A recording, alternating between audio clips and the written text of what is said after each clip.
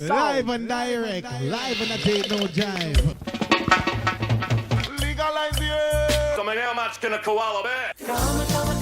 Koala bear, koala bear. Koala bear. Barry pulls a joint out of his pocket. Bill says, "Great, Barry, a reefer." Hi, and welcome back. It's another episode of the Koala Podcast. And on this episode, I'm speaking to, for the first time as well, lawyer at Harris Sliwoski, Jason Adelstone. And he does a lot of international work. And we sort of emailed each other back and forth before the call, so to speak, to say, what could we discuss?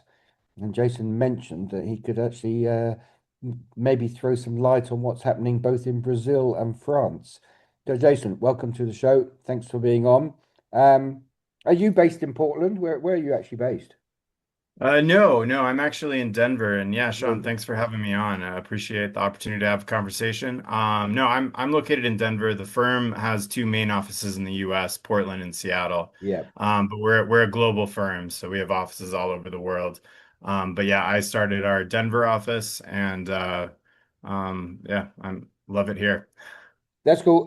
Yeah, because you guys do a lot of cannabis isn't the main part of it's just one part of the practice, isn't it? You do a lot of Chinese work, don't you?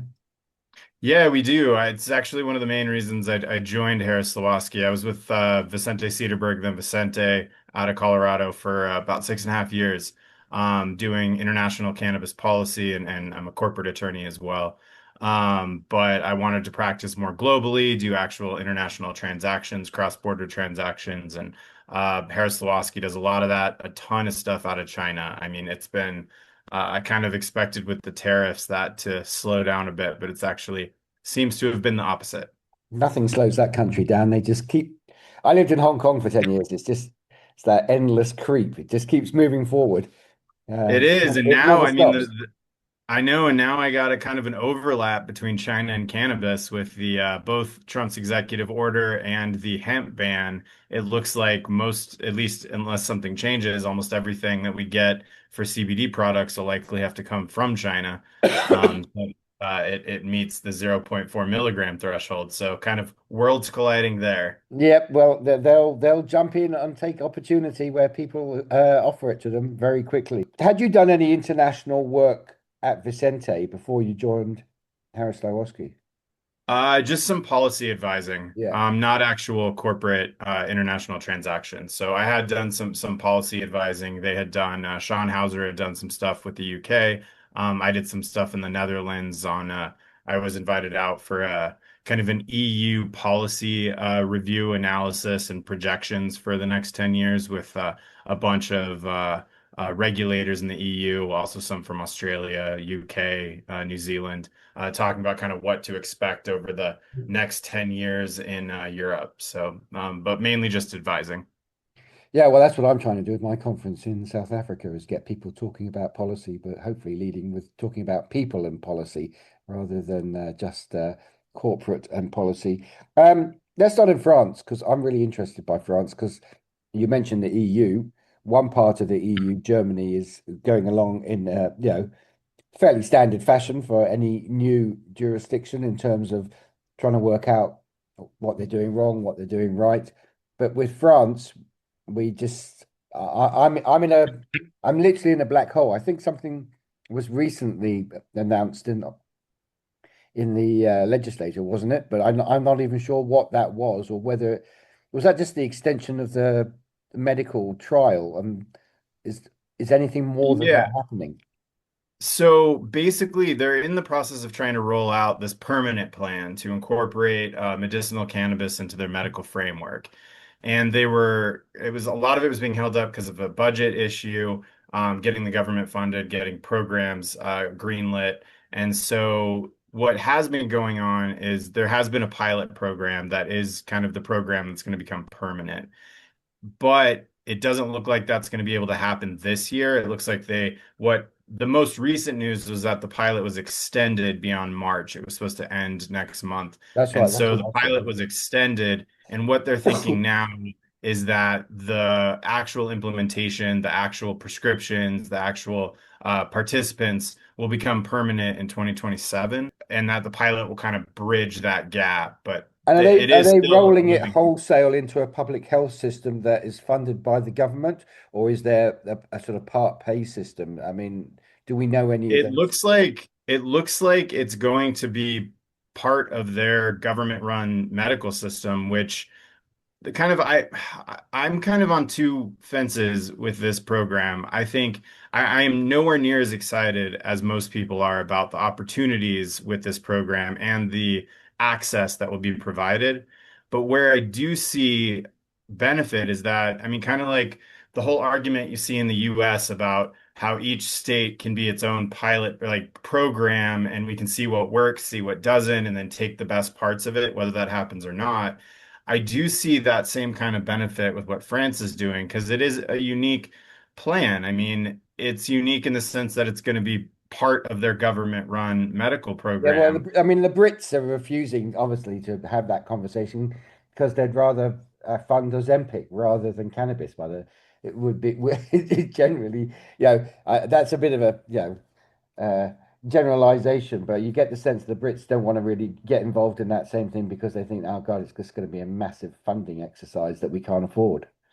I know they're driving me crazy. I don't understand I mean, the fact that you have both main parties that are not for expanding access and liberalization of cannabis seems insane to me.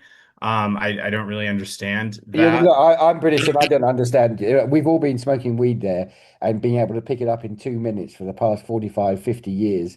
And they just draw blinkers over their eyes. I mean, interestingly, the Tory government actually, I mean, they were sort of, paying themselves money in the process of doing it, but they actually Shocker. yeah, they were actually having more of a conversation about it.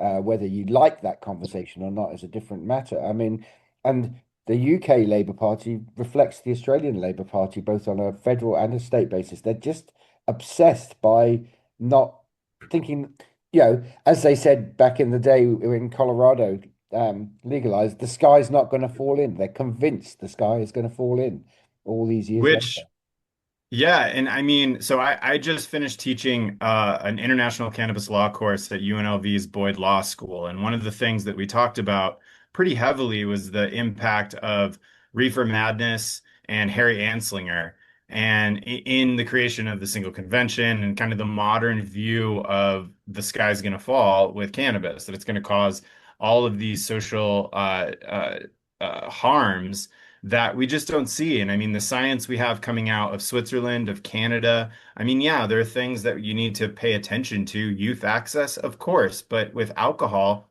I mean, there is no greater access that youth Yeah, have than I alcohol. was about to say the UK and alcohol.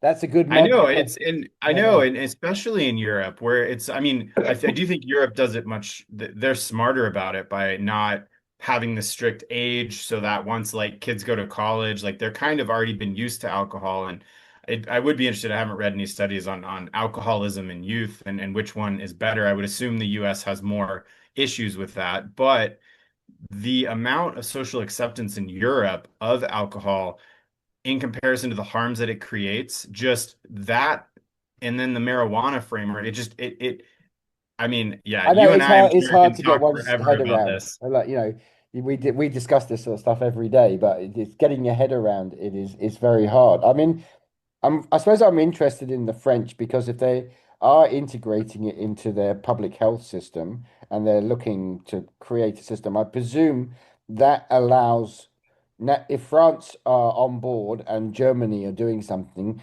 that eventually means there will be discussions in Brussels because it all relies on those two deciding that they're going down a similar path, doesn't it? There will, but what I think there should be some, I guess, cautious optimism with France because it's being implemented into their medical program, it's got to be a medical product. So it has to go through the same, it's got to go through approvals. It has, which is great. I mean, it's a medical product. It should go through approvals. I'm not saying that that's bad, but there's no flower. It's like like it has to be vaporized, which again, I don't have a problem with that necessarily, but there are a couple things that are going to come from this. One, you're still going to have the prohibitionists saying this is not eliminating the black market. We still have all these people going to the black market, and that's because flower is the main product that people want to use. And so of course you're going to have that. So that argument is not going to be you're not going to be able to fight against that argument with the French model. And then the second aspect is I am extremely concerned about what's going to happen in 2027 with the election, and not just for cannabis, but with Le Pen's party looking like it's doing even better than it's done before.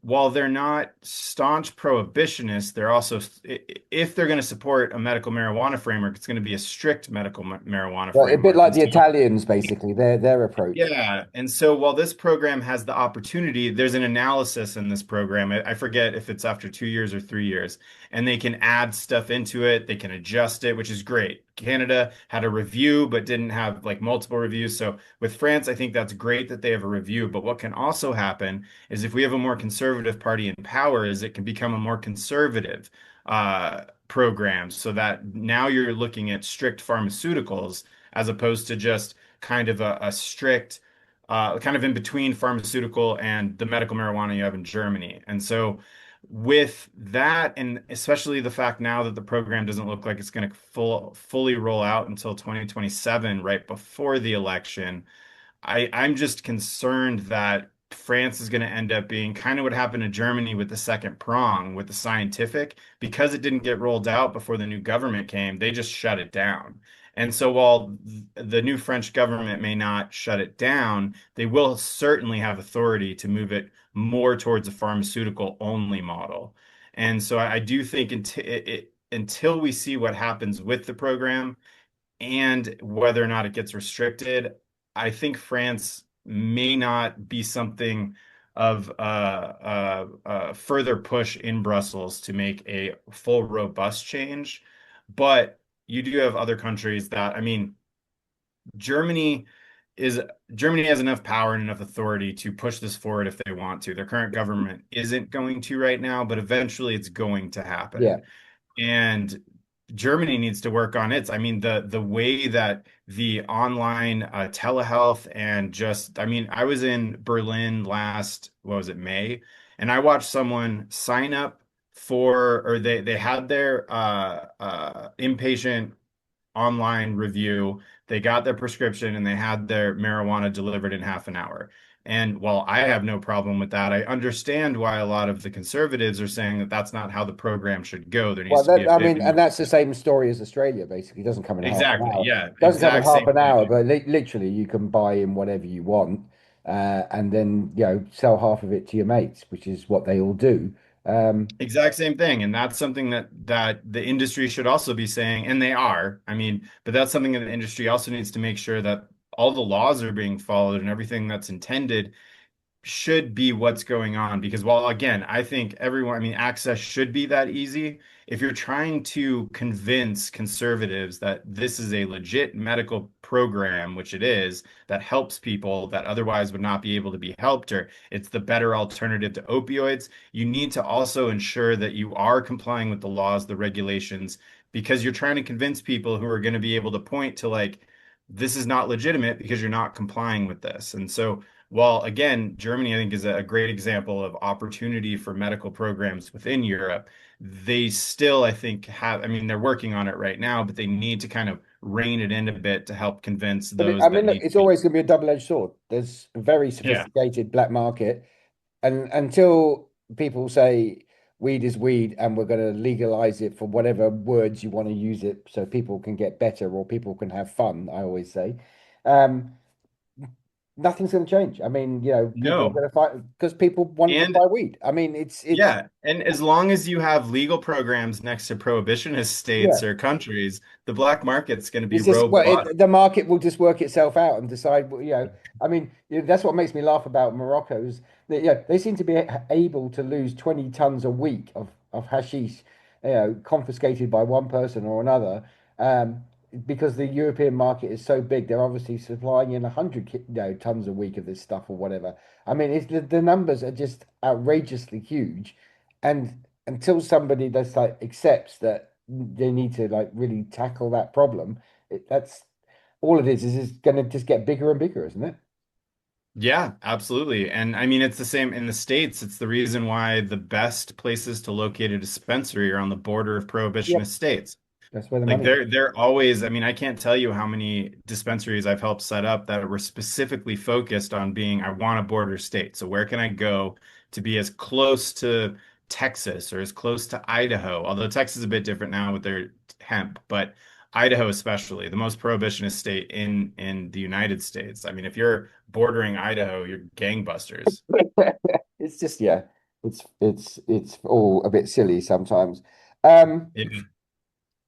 if we go on from Europe, we look a bit at South America. There have been some developments recently in Brazil that look as though the changes of rules and Anvisa might not be managing them, but might be. But do you have any more insight into what's happening there? Yeah, they have they just released some regulations. It's proposed rules. I think last week was when they were released and surprising, it actually did expand the type of products that were going to be allowed. They're now uh products will be, let's see, inhalation, oral, buccal, sublingual, and dermatological, which I think in the previous drafts the dermatological wasn't actually included there. So they do seem to be expanding into the substances that people use and are helpful, especially in a medical program. This too, though, I mean, I have a lot of people interested in Brazil as they should be. I mean, that market, if they can get this going, is going to be enormous. Enormous, And exactly. and so I do think it's a great market to look at, but they too have an election in October. We've seen South America, other countries move right as well. It does look like Brazil is holding the line. The current president does seem to be polling very well, but Bolsonaro's kid is going, he's running second right now. And if something happens and he wins, I mean, if he has any similar beliefs to his father, that program and Anvisa are That's the going to end. That's the end of it, shut basically. it Yeah. down quickly. So that's another kind of what could happen. I mean, hopefully the current president, he keeps going in the way he's going. And Brazil, I think, would be a huge opportunity if he wins to advance cannabis policy, especially medical in the region. And what about Argentina? What's happening in Argentina at the moment? Argentina, so I've been following Argentina for a while, and they've been doing a lot of like municipal policies. They've been expanding medical in their regional governments. I haven't seen too much on the federal side lately.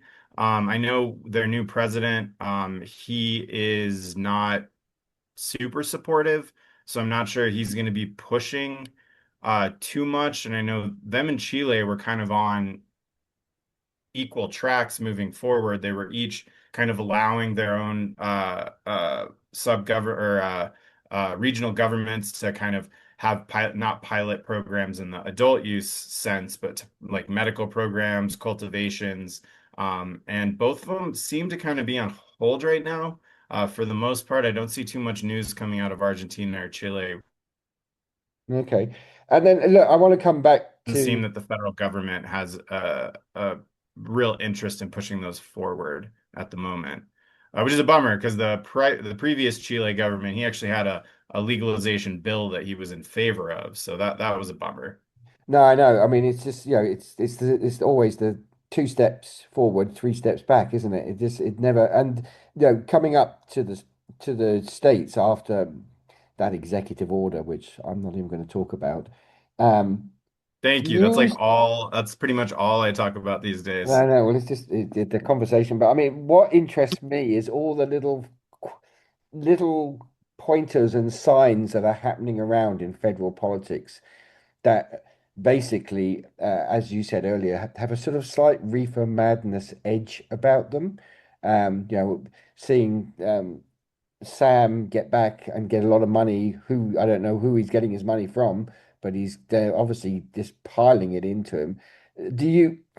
Working in it every day, do you look, you can't put the cat back in the bag, but do you sense like there's a sort of political plan to try and slow things down or move things in a different direction over an extended period of time? It's not obviously something people would do now because it's still too popular, but do you, I just get a sense, I don't know, I just in between the Are you lines. talking? Are you talking the U.S. Yeah, I'm talking the US specifically? basically.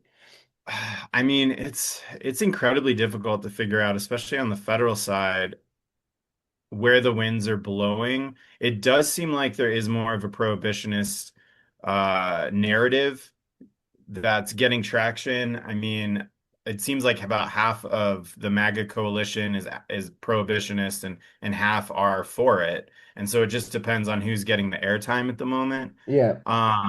But I mean, it's a really unique situation that we're in right now, where I think it's just as likely that this administration fully legalizes adult recreational use as You it is comes into the states and actually enforces federal law on state operators. I think those have an equal amount of chance right now, and which what makes go it with bills going through the House rather than through the executive.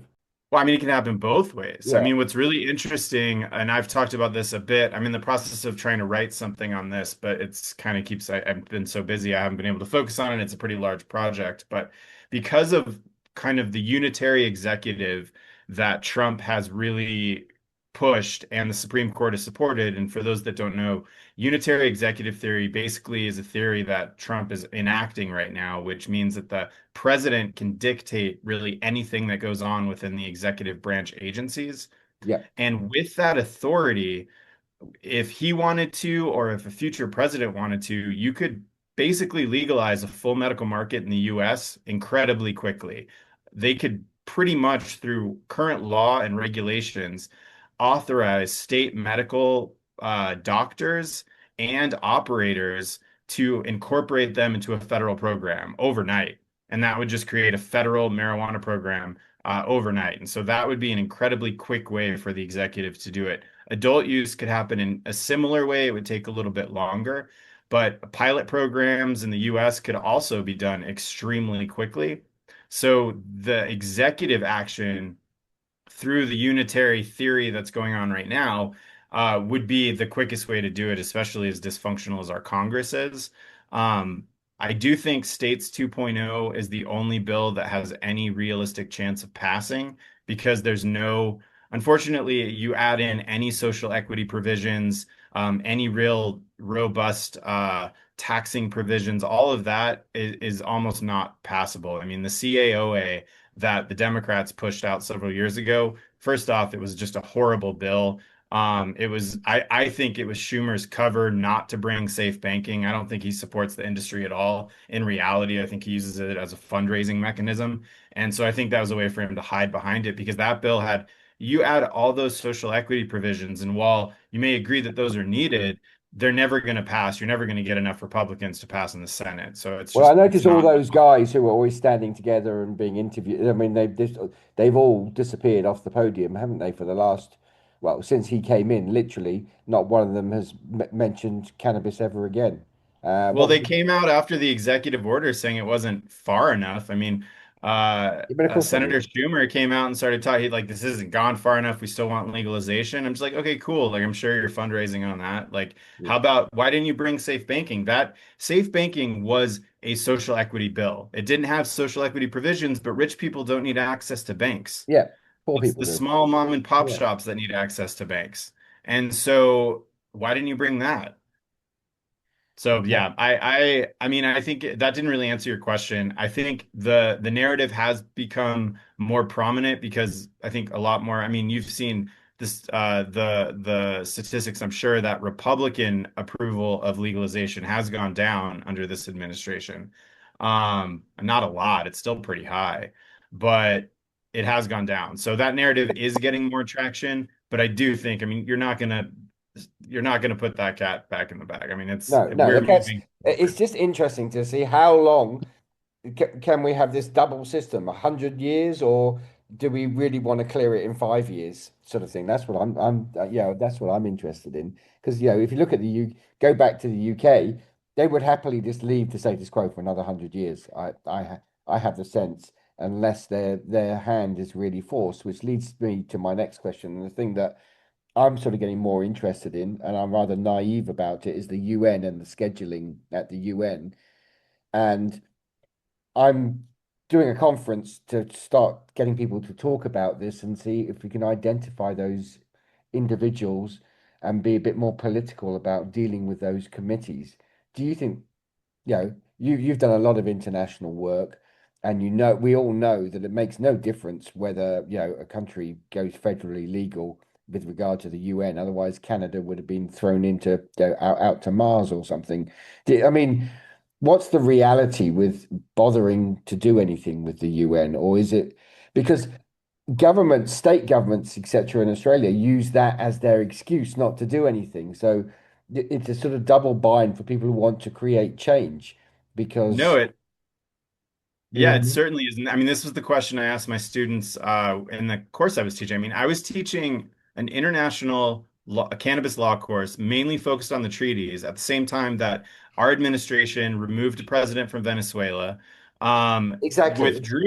withdrew from all these environmental treaties. Now we have the nuclear issue coming up, and so it was hard for me to say that. Like, I had to start off the class by being like, I understand. Like, I'm going to teach you why it's important to comply with the drug treaties and why countries do. But in reality, we're living in a world now where it may not matter. And I think that is I think we're moving closer to that world because we're not going to be able to amend the treaties. We're not going to be able to pull cannabis out. Just the process by which that would happen you have basically one country that says no, and it doesn't And happen. you're out, I know. So there are some mechanisms that countries can use to kind of still show that they're complying with international obligations while starting adult use programs. There's a technical interstate modification. I'm not going to go into it. It's a very legal term, but basically, like if Canada wanted to partner with Uruguay to trade adult use, that would kind of legalize their ability to do it under international law. They would no longer be in violation. But what is problematic with this and what I think is going to harm the treaty system as a whole is the INCB, they are taking this very strong position that say the US is violating the treaties by allowing states to have their legal system. And while the US should not be allowed to do that because they're the ones who basically put cannabis into the single convention and made it as important as it was, they still excluded a country's constitutional limitations within the treaties. So a country has to abide by the treaties unless it violates or unless they're unable to due to constitutional limitations. And under our constitution, the federal government cannot force states to pass laws prohibiting cannabis. They cannot force states to criminalize it. And so that is a constitutional limitation. INCB looks at that and says, no, that doesn't count. And to me, ignoring an explicit provision in the treaties to say that something that the US is violating, in and of itself harms the application of those treaties. And so when you're trying to implement a program in Canada, I mean, nothing's happened to them. They've legalized, they've been told they're violating, nothing has happened to them. The EU is a little bit different because the 2004 framework under EU law actually incorporates treaty compliance. And so that's why pretty much, I mean, Luxembourg, Malta, Germany, Czech Republic, they all wanted to move forward with a full legalization, but because of the fines that they would receive or likely receive, were they to do that and the legal issues they had under EU law, they couldn't. So the EU framework is actually a stronger way to enforce international law. And so that's kind of holding the EU hostage and why EU negotiations are far more important uh, within the EU than individual countries. Because if the EU allows, say, Germany and Czech Republic to enter into this inter-se agreement, and that opens up the whole EU and I treaty was about to say, compliance. I mean, because that committee, that board is made up with, I think what we've got a member from Turkey, a member from Egypt, a member from Zimbabwe. They're not exactly, okay, Zimbabwe does have a couple of hemp farms, but I'm guessing who they're connected to. Um, Yeah, it's yeah. it's not they're not really a bunch of people who if I presume, although it's not a political board, they serve their political masters, and therefore their job is just to sit there and earn their stipend and retain the status quo, isn't it? Yeah, and it's actually one reason I think you commented on a post I mentioned on this that very few people actually have a blog post coming up today on this. Very few people realize this, but in Jersey, it's one of the reasons I thought Jersey's assembly debate was going to be so important is because they had kind of a three-pronged framework that started with just kind of alternate penalties for use and then decriminalization and then a pilot program. All three Which of they're trying those, to reflect in Guernsey and the Isle of Man as well. yeah, yeah. All three of those have an enormous amount of legal support on the international stage. They've been done in other countries. They've been permitted basically in Europe completely. So all three of those have legal justification. The first prong is even in the 88 convention, like you can do alternate penalties. And the second prong kind of aligns with that. And then the scientific programs being done in Switzerland, Netherlands, and would have been in Germany. And so I was really looking forward to that debate, though it's a small island. I think it would have been a nice kind of microcosm to show Well, that's what yeah, could that's what be. I was saying when I was talking to the guys. It's all about microcosms, isn't it? Really, because in a way, it's sometimes well, they've still kicked the can down road to the next election. It's just been, but hopefully, in a way, it's easier to sort those problems out if you've only got a population of 65,000 rather than 80 million. But Um, it also allows like one person to have a much stronger hold on what yeah, happens and what doesn't. So there is kind of that's again a Jersey catch for you. That's 22 Jersey there. for you. Yeah. I mean, there's lots I want to talk about, but we're almost out of time. 2026 is just, it's chaos on top of chaos, with some more chaos thrown in as we go each week. Do we do we think that cannabis has got a specific path this year, both within the US and outside? I mean, I was interested, you're talking about, being able to allow Canada and Uruguay to trade, for example. So I'm really interested in the concept that other countries start creating agreements to trade, whereas the US isn't interested in that at the moment. Do you think there's little triggers to push people in certain directions? Yeah, I mean, I think the US has an opportunity if it moves forward with Schedule 3 this year, which I still think it will.